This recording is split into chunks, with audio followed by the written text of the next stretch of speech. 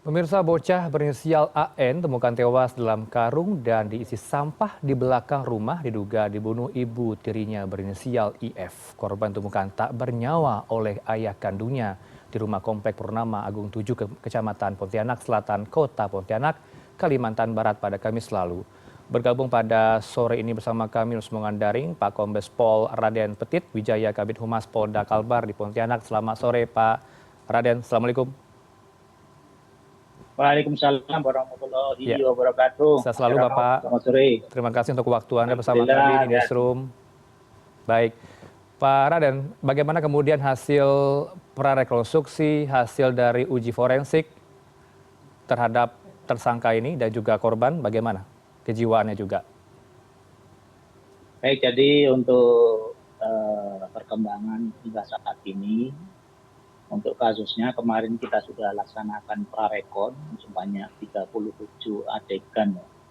Itu dimulai tanggal 19 pada saat almarhum Ana dan Isam pulang dari sekolah. Hmm. Jadi sebagaimana yang disampaikan, diceritakan sebelumnya yang sudah kami sampaikan juga ke pemirsa bahwa sepulang sekolah Nisam tidak dibukakan kunci, ya dibukakan pintu ya. Jadi Nisam dibiarkan di luar rumah, tidak dikasih makan, kehujanan sampai dengan tanggal 20 siang baru disuruh masuk, ya itu pun juga masih tidak dikasih makan, itu pun masih didorong hingga terjatuh. Kemudian sempat yang bersangkutan sesak nafas dan akhirnya meninggal dunia. Kemudian dari hasil prarekon kemarin juga, karena si tersangka ini merasa bahwa akan dipisahkan dengan anaknya yang anak kandungnya. Jadi hasil pernikahan dengan suaminya atau ayah Nizam,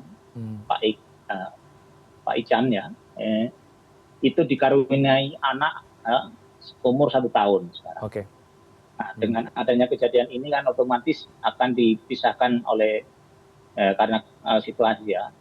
Jadi akan dibawa ke Palembang anak yang umur 1 tahun itu, sehingga ia merasa tersinggung dan marah waktu itu pada saat prarekon. Keluarlah semuanya itu. Jadi apa yang lakukan sebelumnya juga dikeluarkan sama dia.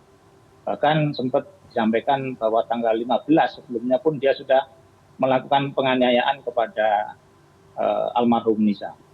Demikian.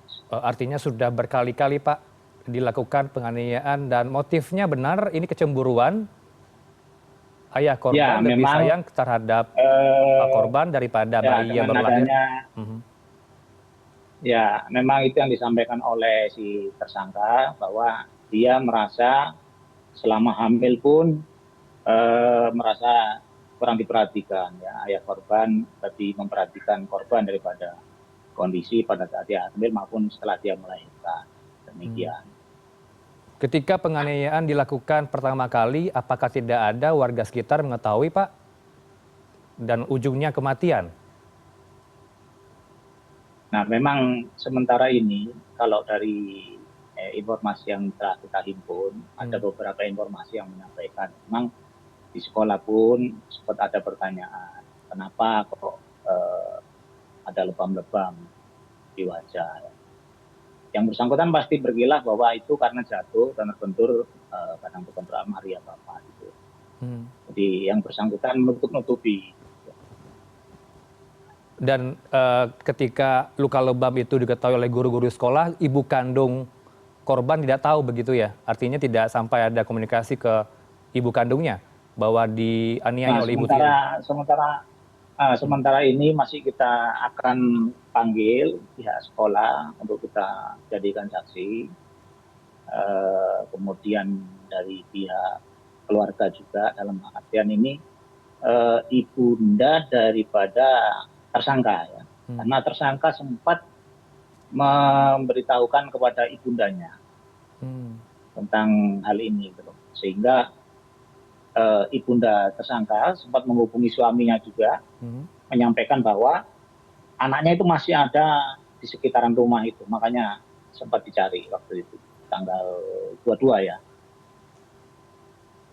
Baik, kemudian pasal apa yang diterapkan terhadap pelaku, Pak?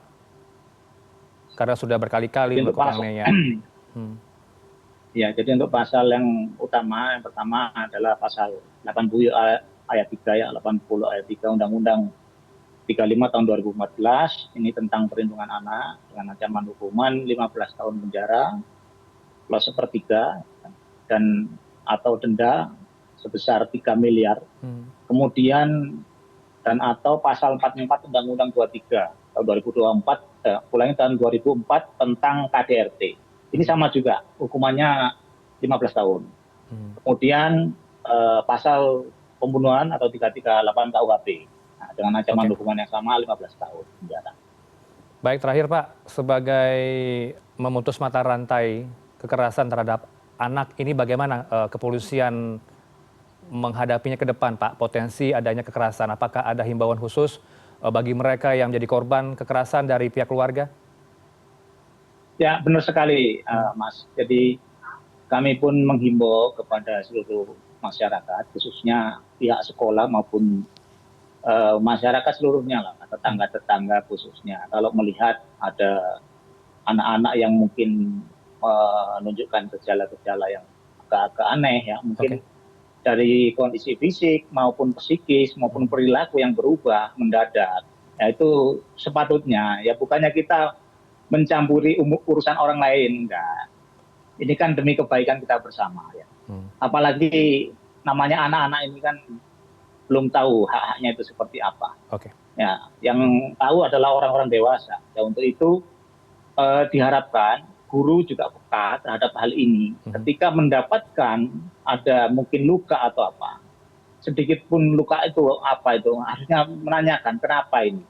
Kalau perlu juga ditanyakan kepada kedua orang tuanya itu, apalagi yang anak-anak masih SD ya, masih TK, SD itu. Ya, nggak ada salahnya ditanyakan. Mungkin kalau bisa ya mungkin kepada tetangganya atau apa. Ya mungkin bisa kejadian ini juga menimpa seorang anak yang dilakukan oleh orang tua kandung, bisa juga gitu loh. Karena beberapa saat yang lalu ternyata ada kasus juga yang mohon maaf ya, perkosaan yang melibatkan ayah kandung gitu. Nah, jadi tidak menutup kemungkinan ya semua itu bisa terjadi. Makanya dibutuhkan ibarat dulu yang lingkungan, khususnya lingkungan di sekolah lah yang paling. Baik, peran serta banyak pihak tentu dilibatkan ya Pak ya. Meskipun urusan domestik, urusan keluarga, tapi juga lingkungan sekitar harus peka terhadap apa yang terjadi di sekitarnya. Terima kasih Pak Kombes Pol Raden Petit Wijaya, Kabid Humas Polda Kalbar bersama kami di Newsroom. Selamat sore. Assalamualaikum. Waalaikumsalam warahmatullahi wabarakatuh.